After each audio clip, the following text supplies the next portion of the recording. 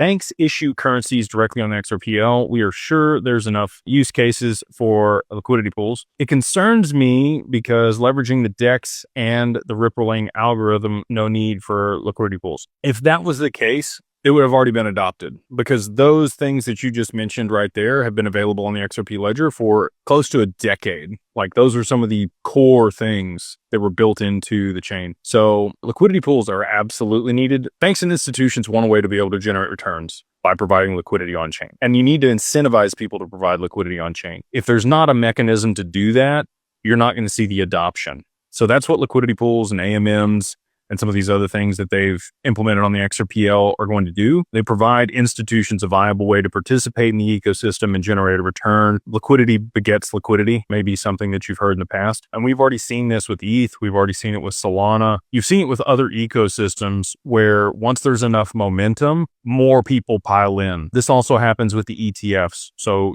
talking with some of the people that we have, Canary Capital and others, you need to get to that $100 million threshold in your ETF before the big boys can even come in, because the smallest check they're cutting is $10 million and they can't control or own more than 10% of an ETF. So you have to get to at least $100 million before you can even really have some institutional adoption on things. And it'll be the same way on chain, right? Like, again, there are compliance and red tape and all the other fun stuff that we have here, domestic in the US and globally, for when people are able to participate in a broker dealer, in a marketplace, in, financial product or exchange traded product. There's stipulations on that. So until we have enough liquidity on chain that those people can participate, they're going to stay away. As they drive the price of XRP up with the supply shock in the very near future, there's going to be more than enough liquidity for the institution to show up in droves. But the liquidity pools will absolutely incentivize them to participate more and more and continue to drive the price